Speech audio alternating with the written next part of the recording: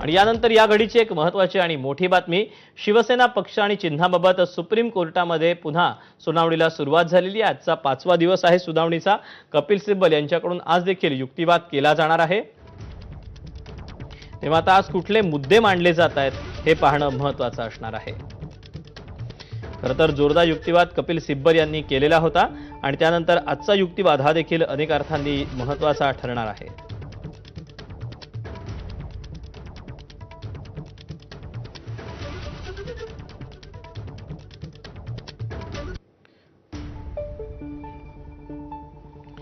तेव्हा शिवसेना पक्ष आणि चिन्हाबाबत सुनावणीला सुरुवात झालेली आहे। ठाकरेंच्या शिवसेनेकडून कपिल सिब्बल हे युक्तिवाद करतात आणि कपिल सिब्बलांचा युक्तिवाद आज खरं तर संपण्याची चिन्ह आहेत आणि त्यानंतर आता पुढे काय नेमक्या घडामोडी घडतायत कोर्टामध्ये हे पाहणं औत्सुक्याचं ठरणार आहे। खरं तर अनेक दिवसांपासून हा खटला प्रलंबित आहे। सगळ्यांनाच उत्सुकता आहे ती म्हणजे आता शिवसेना हे पक्षाचं नाव त्यासोबतच चिन्ह हे नेमकं कुणाकडे जाणार, या सगळ्यावरून विधिमंडळातला पक्ष, राजकीय पक्ष यामध्ये झालेली फूट, त्यासोबतच करण्यात आलेल्या पदाधिकाऱ्यांच्या नियुक्त्या असतील, या सगळ्याबाबत कपिल सिब्बल यांनी जोरदार युक्तिवाद केलेला होता। अनेक मुद्दे मांडलेले होते आणि त्यानंतर गेले 4 दिवस हे मुद्दे मांडल्यानंतर आज देखील कपिल सिब्बल हे काही मुद्दे मांडणार आहेत आणि कपिल सिब्बलांचा युक्तिवाद हा आज संपण्याची शक्यता आहे। त्यामुळे आता या सगळ्याबाबत सुप्रीम कोर्टामध्ये काय नेमक्या घडामोडी घडतायत, कुठले मुद्दे मांडले जातात कपिल सिब्बल यांच्याकडून हे पाहणं औत्सुक्याचं ठरणार आहे। धनुष्यबाण चिन्ह आणि शिवसेना हे पक्षाचं नाव हे खरं तर आयोगानं एकनाथ शिंदे यांना दिलेलं होतं। ज्यावेळेला एकनाथ शिंदे यांनी बंड करून आम्हीच मूळ शिवसेना आहोत हा पक्षावर दावा केला होता, तिथपासून ते आत्तापर्यंत अनेक मोठ्या घडामोडी या घडलेल्या आहेत आणि त्यानंतर याच्याबाबतचा हा जो खटला आहे हा सुप्रीम कोर्टात अद्यापही प्रलंबित आहे। याबद्दलचे अपडेट जाणून घेऊया तर सोमेश कोलगे आपल्यासोबत आहे। सोमेश, आज देखील सुनावणीला सुरुवात झालेली आहे, कुठले मुद्दे मांडले जात आहेत, काय अपडेट मिळत आहेत? दीपक, आज सर्वोच्च न्यायालयामध्ये सुनावणीला पुन्हा एकदा सुरुवात झालेली आणि कपिल सिब्बल हे उद्धव ठाकरेंच्या वतीने युक्तिवाद करतायत।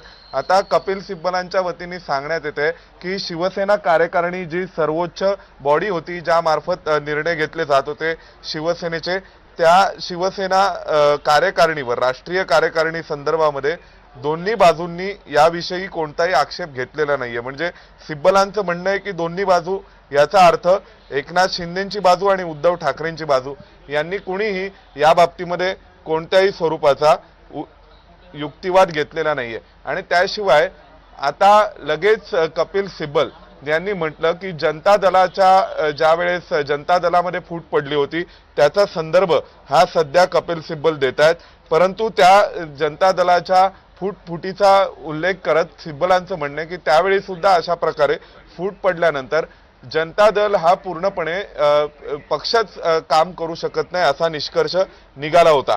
त्यामुळे ज्या पक्षाचे 2 गट पडतात किंवा 2 वेगवेगळ्या स्वरूपाचे गट हे दावा करतात की पक्ष आमचाच आहे किंवा पक्षाची कार्यकारिणीच आमची आहे, तर त्या संदर्भाने या दृष्टीने आता कपिल सिब्बल हे युक्तिवाद करतायत।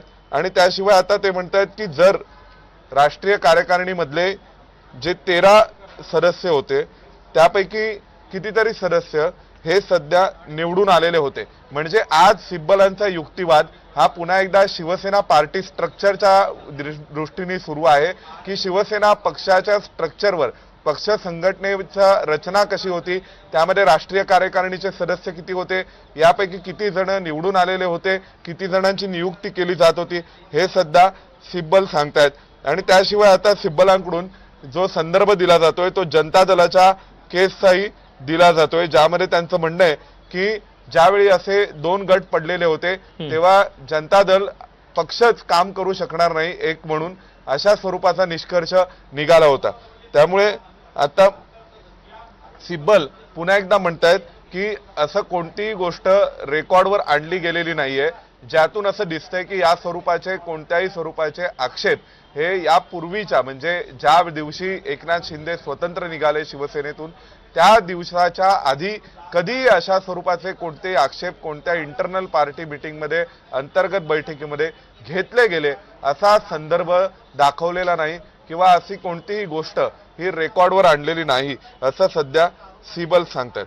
त्याशिवाय सिब्बलांचं म्हणणं आहे की जर या संदर्भामधले काही वाद असते किंवा कोणत्याही स्वरूपाचा वाद झालेला असता तर तो यापूर्वी ज्या राष्ट्रीय कार्यकारिणीच्या बैठका होत होत्या त्या बैठकांमध्ये हा वाद दिसायला हवा होता. आपल्याला सर्वांना माहिती आहे की आतापर्यंत आज जवळपास 5वा दिवस आहे.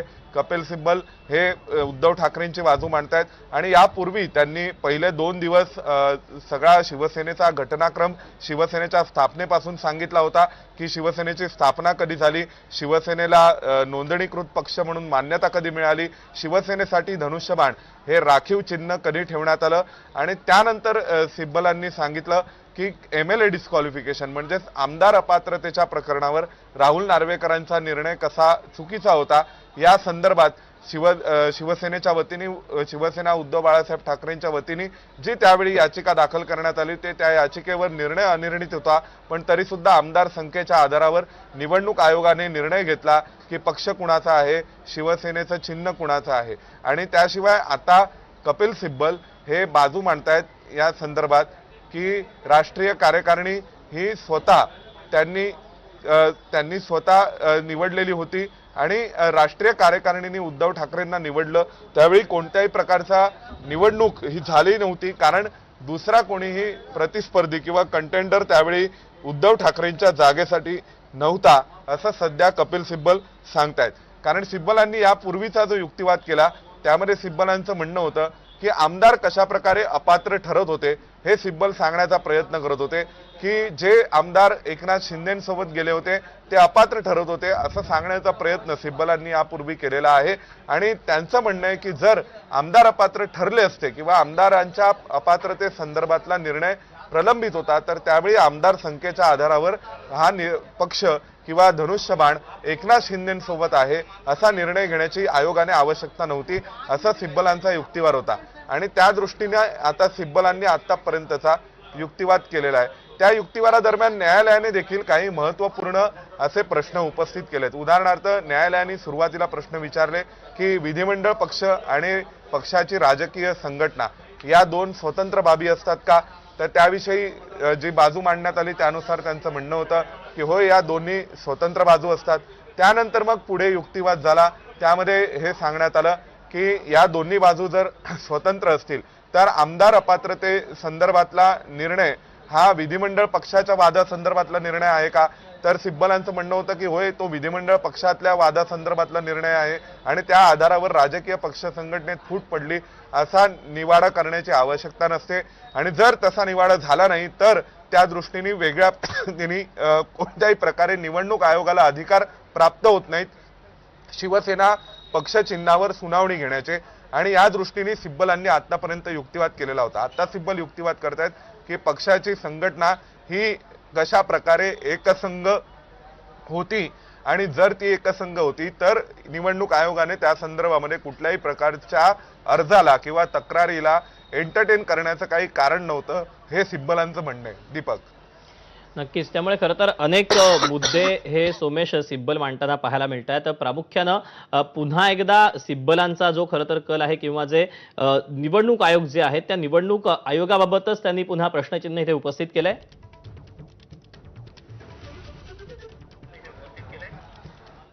निश्चितच दीपक, आता पुन्हा निवडणूक आयोगाच्या एकंदरीत जी सर्वसाधारण अधिकार क्षेत्र आहे त्याविषयी प्रश्न उपस्थित करण्याचा प्रयत्न सिब्बल करतायत. कारण सिब्बलांचं म्हणणं असं होतं की जर विधिमंडळ पक्ष आणि राजकीय पक्ष संघटना वेगळ्या असतील तर त्या दृष्टीने निवडणूक आयोगाने थेट असा निष्कर्ष काढण्याची आवश्यकता नव्हती कारण की राजकीय पक्ष संघटनेतही फूट पडली आहे. कारण जोपर्यंत राजकीय पक्ष संघटनेत कोणत्याही स्वरूपाचे वाद होत नाहीत तोपर्यंत ते वाद सोडवण्याचे अधिकार निवडणूक आयोगाकडे नसतात असा युक्तिवाद उद्धव ठाकरेंचा आहे आणि त्याच दिशेने सध्या सिब्बल आपली बाजू मांडतायत. त्याशिवाय जर आपण विचार केला तर विधिमंडळ पक्षामध्ये फूट पडलेली होती का, तर आमदारांचे 2 वेगवेगळे गट होते अशा स्वरूपाचा निष्कर्ष हा सिब्बलांनी एक प्रकारे मान्य केलेला आहे. त्याशिवाय सिब्बलांनी पहिल्यांदा हे म्हटलेलं आहे की जर विधिमंडळ पक्षामध्ये फूट पडलेली होती तर त्या आधारावर राजकीय पक्षामध्ये फूट पडली असा दावा हा जो आमच्या प्रतिस्पर्धी गटातून करण्यात आला होता तर त्या दाव्यावर कोणत्याही स्वरूपाची सुनावणी किंवा त्या दाव्यावरून कोणत्याही स्वरूपाचा निवाडा करण्याची आवश्यकता निवडणूक आयोगाने नव्हती, असं सिब्बलांचं म्हणणं आहे. तर दुसऱ्या बाजूला जर आपण विचार केला तर निवडणूक आयोगाने असं म्हटलं होतं की जे अनिल देसाईंनी पत्र पाठवलं 25 जून 2022 रोजी, त्या पत्रामध्ये रायव्हल फॅक्शन म्हणजेच प्रतिस्पर्धी गटाचा उल्लेख आहे आणि हे पत्र निवडणूक आयोगाला पाठवण्यात आलेलं होतं आणि मग या पत्राच्या आधारावर पुढे निर्णय करण्यात आलेला आहे, पुढे निवाडा करण्यात आलेला आहे. त्यामुळे आता निवडणूक आयोगाचा जो संपूर्ण युक्तिवाद आहे तो या आधारावर टिकलेला आहे की जर राजकीय पक्ष संघटनेमध्ये फूट पडली असेल तर निश्चितच पक्षाचं चिन्ह कुणाकडे असणार, पक्षाचं नाव कुणासोबत असणार याविषयीचा